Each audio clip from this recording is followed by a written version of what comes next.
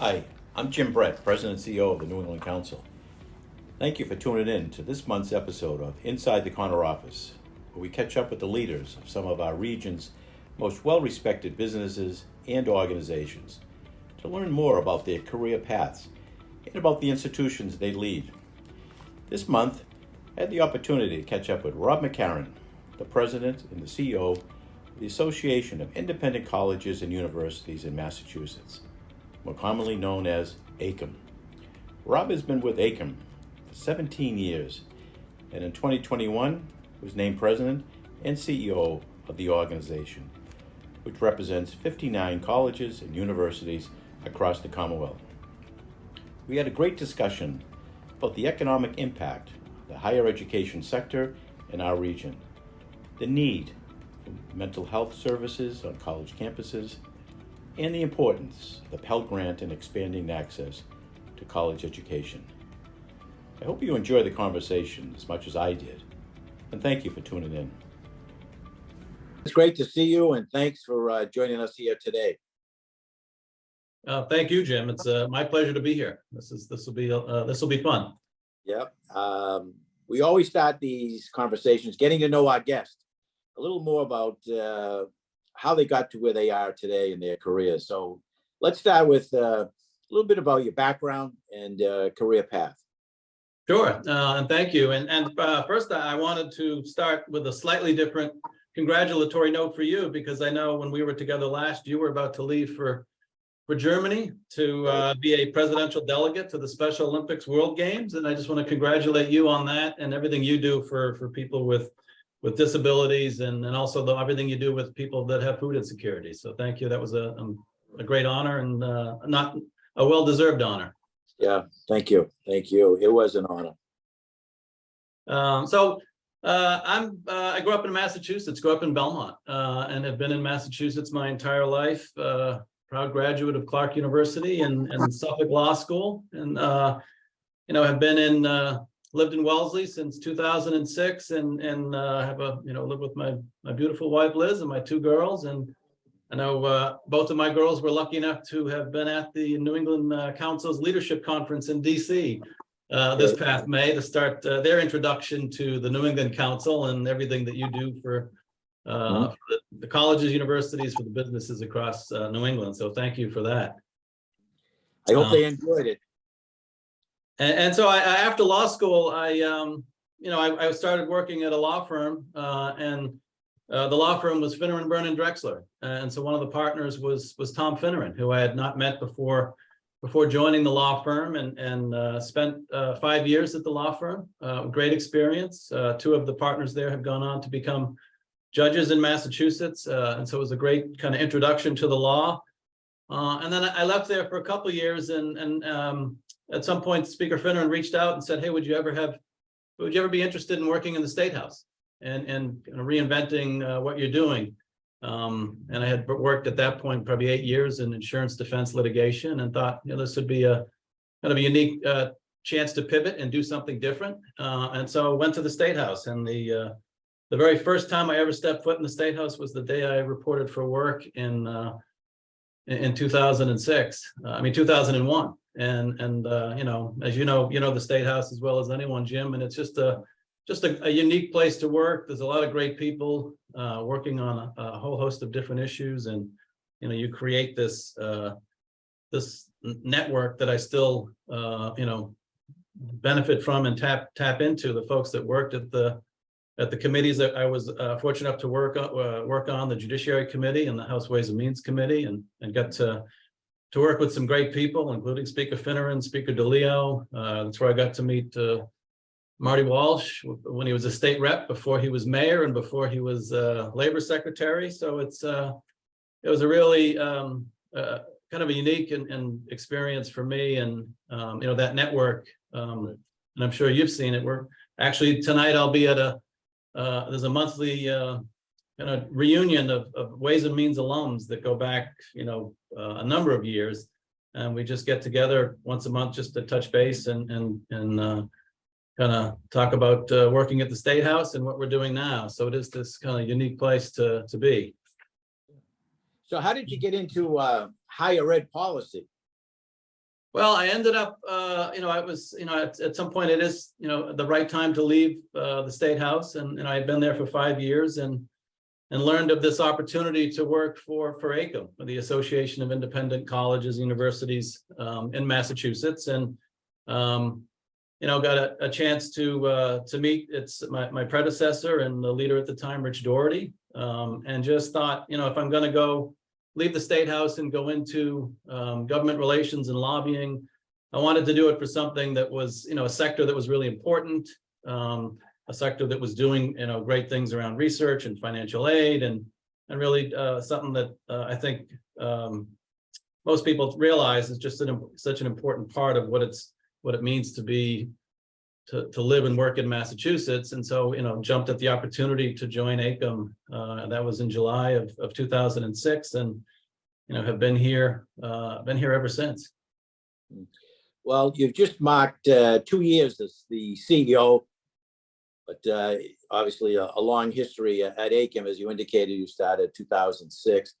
So obviously that has prepared you well to lead the organization. But looking back on these last 2 years, what has been the biggest surprises, or I should say the biggest challenges as the CEO? Yeah, I'm fortunate that I did have those 15 years before working, with Rich Doherty and really getting to know the presidents at the different institutions that are part of AICUM, the 59 schools that are part of our membership. But I would say the last 2 years, the biggest surprise and challenge really was COVID, and responding to the disruptions of COVID. I think of it as a challenge and a surprise, but it really was this incredible learning moment for us as an organization and for the presidents that we work for, the college and university presidents, because it was, I like to say, and I've said it in a number of instances, I believe it was higher ed's finest hour, and how we came together. 59 different institutions came together, and the level of collaboration, the level of the collective spirit of trying to figure out how these institutions were basically going to learn how to reinvent how to operate a college campus on the fly, dealing with COVID, and doing it in a way that really safeguarded the safety and health of students, faculty, and staff, and also the surrounding communities. So it was really navigating those challenges and getting students and faculty and staff back to campus safely as quickly as possible, because our colleges and universities are such a huge part of our economy and a driver of our innovation economy and a pipeline of talent. And so, getting those institutions back as quickly as possible to their research and teaching missions was crucial. But what was really interesting, from it and has proved to be really beneficial over the last 2 years has been that level of collaboration. The colleges and the presidents realizing, we can do so much together. Our collective power is so much greater than when we try to do things, individually. And so, there was a discussion coming out of COVID is what other things could we be doing together collectively to really leverage our power and resources. And the focus has been on DE&I and equity issues and around mental health, and really leaning in to address these important issues as a sector and really leveraging that strength. So I think that's been, it's like a challenge has really created these opportunities that we're still have been identified as our priorities and will continue to be so as we move forward. Well, let's shift gears and talk more about this incredible organization that you lead. First, for those who are not familiar with AICUM, can you give us an overview of this powerful organization you have the opportunity to represent?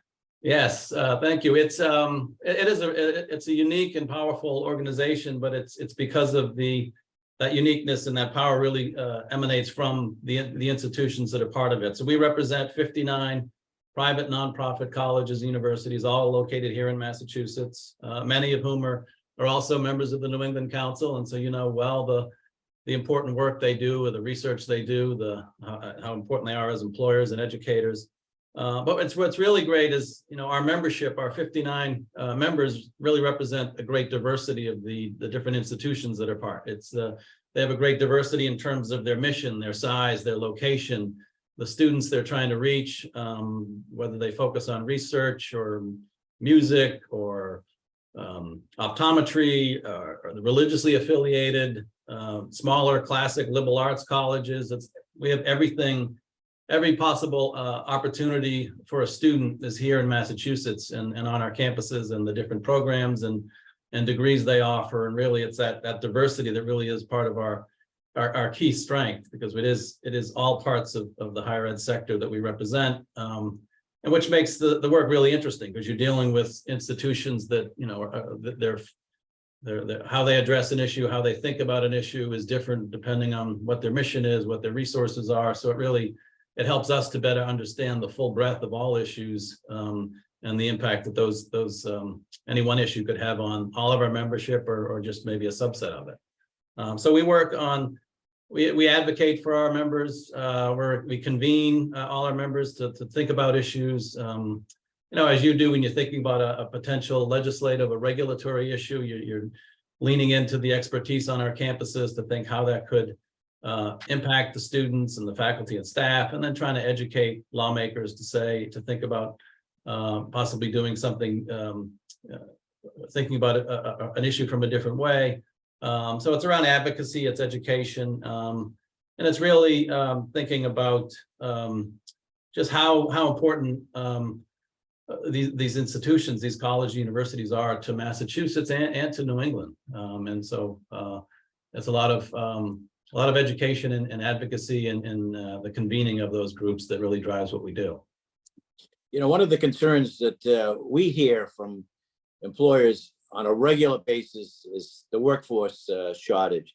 Obviously, colleges, universities play an important role preparing the next generation workforce. But can you speak to the importance of collaboration between the higher ed community and employers in developing a strong talent pipeline for the New England region? No, and it is exactly the way you describe it, a talent pipeline. When you think of our 59 colleges, universities, they each year they graduate 40,000 undergraduate students and over 43,000 graduate students, and those are students ready and eager and ready to join the workforce year over year. And so that's just an incredible pipeline that, you know, feeds into our healthcare sector, our biotech sector, teachers, nurses, you name it. You know, the sector is reliant on the talent that comes out of these institutions, you know, both public and private. And really it is about collaboration and conversation. And so we've had some great conversations early on with the new governor, Maura Healey, and her administration, Secretary Tutwiler, Secretary of Economic Development, Yvonne Howe, Secretary of Workforce Development, Lauren Jones. We've been having conversations with them because, you know, the solutions to these workforce challenges that all sectors of the economy are dealing with, it's going to be the solution lies in working with higher education to align what's happening on our campuses, whether with the needs of the different sectors here in Massachusetts, so that the students are ready, armed with the skills and credentials they need to join the different parts of our economy. And really, it's all about, you know, as you know better than anyone, it's about those conversations and those collaborations. So you're connecting the schools to the different businesses that call Massachusetts home. It's why we see businesses like Lego wanting to be here, to be near that educated workforce, and be part of the research and innovation that's happening on campuses across the state. And so it's you know, talking with you, it's talking with Steve Walsh at Mass Hospital and Jay Ash at Mass Competitive Partnership, JD Chesloff at the Business Roundtable. It's having those conversations because, you know, I think higher ed is at the core of any solution when we're talking about workforce connections. And, you know, one of the things we've focused on most recently is healthcare and nursing, and pulling together all of the institutions within AICUM that have nursing programs, and meeting with legislators. Alice Peisch, the representative from Wellesley, has been convening, had a convening with us in January about really brainstorming about how do we expand this nursing pipeline, because there's such a need in in hospitals and nursing homes and K through 12 for nurses. And nurses, they had a COVID and the impact of COVID and the burnout from dealing with COVID has had a great impact on the healthcare sector. And so thinking about how we can be part of the solution, how do we expand those pipelines to get more students into the programs and through so they can join the workforce. Those are conversations that are happening every day, and we're actually looking for convening in the fall and having conversations with, as I said, Mass Hospital to see how higher ed and the hospitals can be working together to really brainstorm and think about the most efficient way to solve some of these problems. At the same time, college enrollment has been down in recent years. Certainly, this is in part due to the pandemic, but what else do you attribute this to, and what can be done to boost enrollment moving forward? Well, I think it's similar to other parts of the economy. What we deal with is some cyclical issues, and we've had in the past periods where the number of college-age students have gone down, and so it creates it's one of those disruptions that creates opportunity. And I think one of the things we learned from COVID is our ability to reach students online and to reach students where they are. And if you had said at March 1, 2020 to all of our presidents, you're going to do all of your courses online and you're going to do it by the end of the month, you would have had a lot of curious looks in response, but that's exactly what they did. Pivoted to online learning and have learned how they can reach students where they are. And so I think that's going to be part of the equation. I think we're incredibly lucky in Massachusetts that we have this great ecosystem of colleges, universities. There's as I said earlier, there's something here for everybody. And so we continue to be a magnet for people to come here from every corner of Massachusetts, but every corner of the world. Students and researchers want to be part of this unique ecosystem and be partnering with the biotech sectors and the healthcare sector and the financial services sector. And so our institutions continue to be magnets to attract people to the state. And again, it goes back to your question and what we talked about a moment ago, those collaborations and conversations.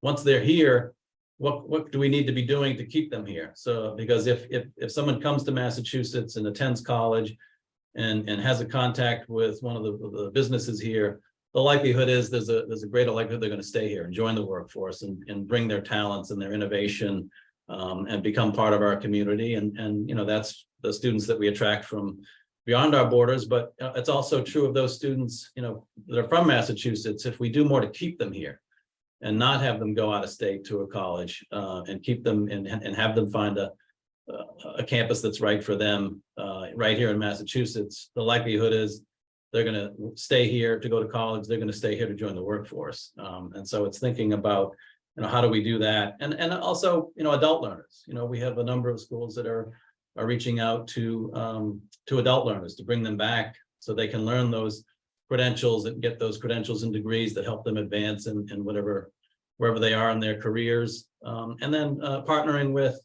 community colleges.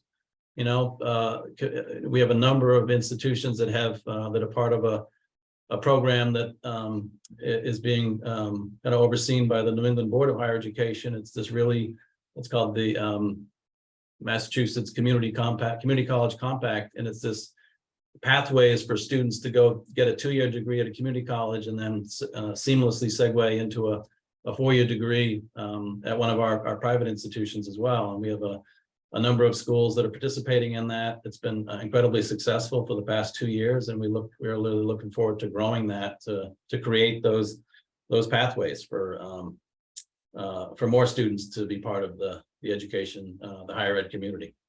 Mm-hmm. Colleges and universities play a very important role in the economy beyond just preparing the workforce.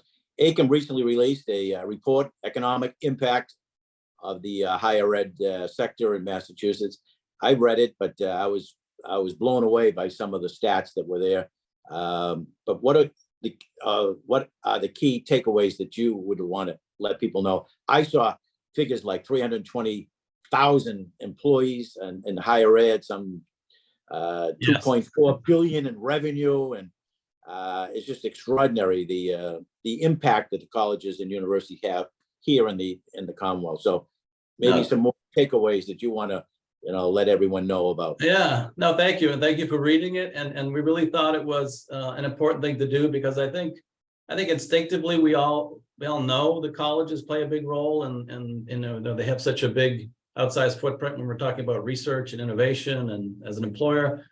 But we assumed that was the case, but we've never, AICUM has never done a full-blown economic impact report. So we commissioned eConsult Solutions to do that, to look at our 59 members, go out to them and ask them for data that they think would be important in trying to understand what is that economic impact. And we really thought it was important to do it now because, we have a new governor starting in January. Governor Healy was here, and she brought a whole new cabinet and a lot of new elected officials in the legislature. And we just thought it was important that everyone really understand what the sector meant. What is it when we say, the 59 colleges and universities that are part of AICUM, what is that impact? And so, we commissioned this report, and the experts went out and looked at the data, and you're right, came back with a number that said every year these schools have a $71 billion impact on the state of Massachusetts, economic impact. And that's not only are they huge employers, but the jobs that they support, you're right, it's 320,000 jobs supported by the economic activity.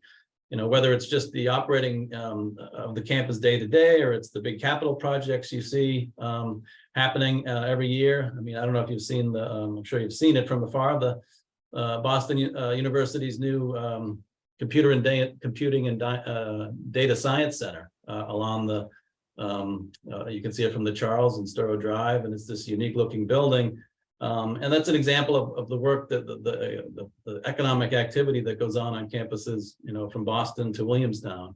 And we wanted to just measure that. And you're right, it's 300,000 jobs. We generate $2.4 billion of tax revenue each year that goes into the general fund that is then used for any type of activity that the legislature and the governor want to prioritize. So we just thought it was a sector that was too important not to fully understand the impact, and too important to be taken for granted, and thinking about what are the policies, as you said, what are the workforce policies that we could be partnering with the state on? What can people learn from the building and sustainability that's happening on our campuses?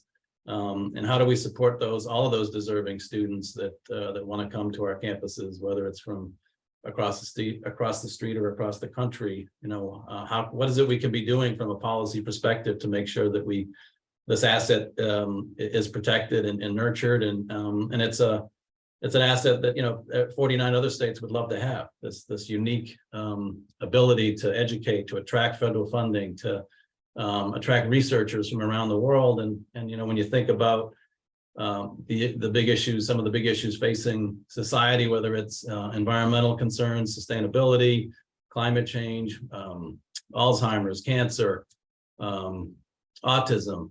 The solutions to those are coming off of the research happening on our campuses and in partnership with the healthcare institutions in Massachusetts, and that's going to be what comes out of that will benefit not only Massachusetts but the world, really. And so this was just a part of a process of taking a snapshot and saying this is what the asset is, this is how important it is, and these are the numbers that show you the impact it has. But we also wanted to not only look at the numbers, but also think of the impact it has, culturally and socially. What is the social impact of these institutions? And each campus was able to talk about, in the report, a few things that they wanted to highlight, and just say, this is, when you think of us, think of what we do here and how we partner with our local communities. To catalog all of those impacts, the report would be thousands of pages long. And I think when I think about it, I think of something you and I got to experience last week when we were part of the celebration, or attended the celebration for Ken Quigley, who was president of Curry College for 27 years. And when you think of the impact and just the moving ceremony that we were part of, to listen to students that Ken taught, or that Ken counseled while he was a member of the faculty, or when he was president, and just to see them come back to campus and talk about the impact that that institution and that person had on them, and what they then did with their life and their career. It just really reminds you that the impact is not just dollars, it's that personal social impact that happens on campuses hundreds of thousands of times every year, year over year. Well, I agree. And the testimony from the former students was just powerful, and it just shows you what impact a college president can have on people's lives. And it was very moving for an extraordinary higher ed president, to say the least. So I was honored to be there. I know you were as It well. was, and you did a marvelous job emceeing the event. And I know Ken is a dear friend, but it really, I think it helps to really show the full context, and that each of these institutions, whether it's Curry and Milton or Williams College and Williamstown, these are just such important anchor institutions that have such an outsized impact on their communities, and the people that live in those communities, and the students that come here, and then go back to wherever it is, whether it's another town in Massachusetts or somewhere else, but they're bringing that impact with them, and that's changing lives, and that's some of what we were trying to capture in this report. But like I said, it would take thousands of pages to really do that. Some of these colleges and universities are the largest employer in some of these communities, and not only do they provide the quality education, but they're the economic engine of those communities. So I think people tend to forget how powerful their presence is throughout the state. Yeah, and they're the largest employer. They're also often the largest purchaser of goods and services, and what they're doing locally to be partnering with local institutions. I mean, I think I saw over the weekend that Harvard is about to start construction on their new part of their campus, and they're partnering with local businesses, and that's going to be just a huge infusion of jobs. As that project develops, MIT is doing the same. And Kendall Square, they'll have a huge project going on for the next 5 years, and at the Volpe Transportation Center. And again, those will be good jobs to local companies. And it's just really, again, just trying to capture that impact and remind people how it does affect so much of what it means to live here and to work here. Great. Access to mental health resources on campus has been a priority of AICUM, and I know you've held multiple convening meetings on the topic throughout the year. What are you hearing from your members on this issue, and what can be done to provide more resources on our campuses? You're right. Mental health is a big concern. It was a concern before COVID. We were actually in the middle of planning a summit for April of 2020, and then COVID hit, and clearly we had to wait to resume that work. But again, it's one of the two priorities that our presidents have identified that they want us to be working on, and really building and leaning into that collaborative and collective spirit of our members, because it is such a big problem across all our campuses and across, and it's not just a higher ed issue. It's a societal issue with the impact of COVID, the isolation, the loneliness, the anxiety, all of those things, just serve to make the issue worse. And so it's a big priority for us. And we have, since April of 2022, had 3 convenings really thinking about, sharing those best practices, learning from each other, learning from what other states are doing. We had a convening at Holy Cross in April, and we had a doctor from New York come in and talk about a unique partnership that she has created in New York, where a healthcare system in New York partners with 97 colleges, universities, to provide those services that are crucial if a student does go into crisis and actually needs to leave campus. And they've created this unique space where only college kids go to get the help they need, and to put the infrastructure in place to help them get back to campus, and not only get back to campus and thrive once they're back in campus. And And we thought, this is something that we really should be try to replicate here in Massachusetts. And so this is, we've had a number of conversations with, started talking with Governor Baker's team. We've continued those conversations with Governor Healy, with legislative leaders. And clearly mental health has always been a priority for Senate President Spilka. And also with our congressional delegation to see how we can be working not only with the state, but the federal government to create programs that we think will really make a meaningful impact for students while they're on campus and beyond. And so we're working on that part to see what we have a feasibility study is about to be done. Thanks to some funding that was put into the last year's economic development legislation by the House and Senate. And so we're thinking, okay, how do we help students that are in crisis and may need to leave campus, but how do we get them back to campus and thrive? And then in April, we had another convening on what are the best practices that folks are seeing as they focus on this work. And what are the things they can be sharing to think about wellness broadly and wellness across the campus, so that what could school campuses be doing before there's a crisis, just to continue to address the overall wellness of the campus community, and to think about how should the lens of the mental health center be applied across all aspects of the campus. How could it be applied to curriculum? How could it be applied to scheduling? When are tests given? What time of day? When during the term? When is it important to have a break in the middle of campus? Thinking about all those things to address mental health, because one's mental health is part of their overall health, and it's hard to be a college student under the best of circumstances, and to be a college student while dealing with any mental health challenges just makes that experience that much more difficult. And so, we're really leaning in and trying to focus on what we could be doing together, again, with the state, with our colleagues in public higher education, really helping each other think through this important issue, so that everyone is able to get to be as successful as they possibly can through their college career and beyond. And it is, again, we've had conversations with the business community too, thinking that, unless this is something that we can address while someone's on our campuses, it's just a problem that will just show up then in the workplace. And so how are we thinking,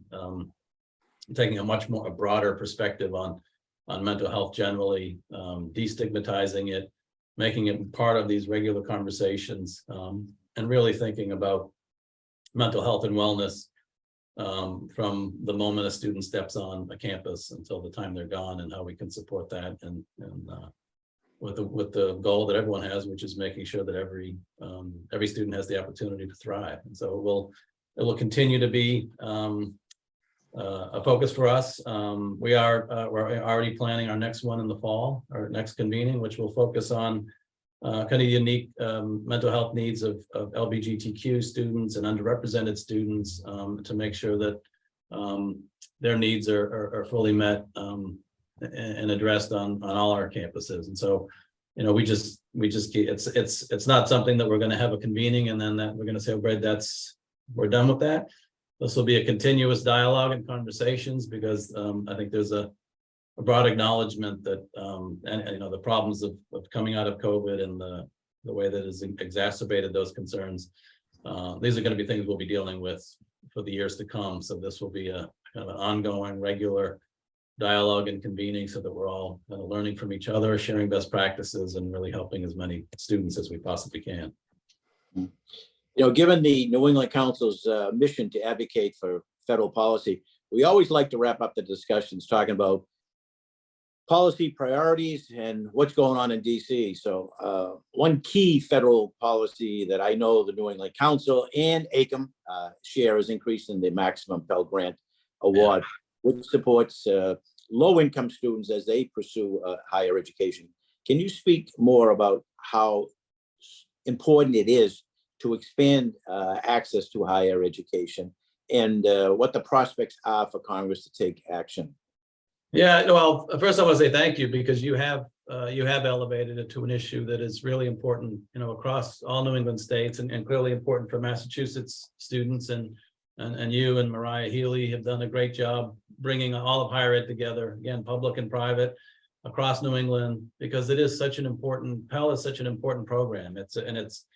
What's great about it is it's a proven program. It usually has bipartisan support, because people realize what it does is help every deserving student get a chance to go to higher education, and supports them through their years on campus. And it really is just, it's an incredible investment, and the return on that investment in terms of someone graduating from a college and with a college degree, there's still data that shows you have a college degree, you're going to make $1 million more over the course of your working life. And that's, again, $1 million more that's going to be part of, you make more, you're going to pay more in taxes. That money goes back to the state so that they can then use it on the crucial programs that they support. And so Pell is just a really important, again, and proven way to help expand access and opportunity for all students. And it's why, in addition to that, the members of AICUM invest over $700 million last year in need-based grants and scholarships just to Massachusetts students, again, to help build on what Pell is doing and what the state does with its Mass Grant and Gilbert Grant financial aid programs. And again, and it's just it's what we need in Massachusetts and New England, to have that continue to feed that pipeline of talent, and to get them onto campus, get them the degrees and credentials they need to join the workforce. And it's just, our business sector needs it. And this is one proven way to support those students. And really want to thank you for your leadership on it. And as you know, we're incredibly lucky in Massachusetts. Our delegation really understands the importance of higher education, the importance of an education, and the importance of financial aid and Pell. And so they are always fighting to help us grow it as much as we can. And we're hopeful that Pell could be one of those opportunities, like infrastructure, where both sides agree that this is something that is worthy of funding and is worthy of further investment. Are you concerned at all with the recent debt ceiling legislation passed by Congress, that this might be an area in 2025 that they may say this is not an area where we're going to give an increase in the Pell funding, that it may either be leveled or cut? Yeah, that is a concern, because it is, when you think about it was staying level funded, or even going back to the funding levels of FY 21 or 20, that would mean, the gains that we've seen in the last 2 years, they would not be there. And each of those investments in Pell and also with, federal research dollars, that's crucial to Massachusetts. That's, we talk about the Massachusetts economy, we talk about the eds and meds, healthcare and higher ed, and how important they are to drive the Massachusetts economy. And if you're talking about funding that helps students have access and opportunity to go to college, whether it's on campus or online, or whether it's community college, public 4-year, private 4-year, we want to help all students go to where, what the place that's the best fit for them. And any challenges to that funding level, I think only hurts the colleges and the students that are attending them.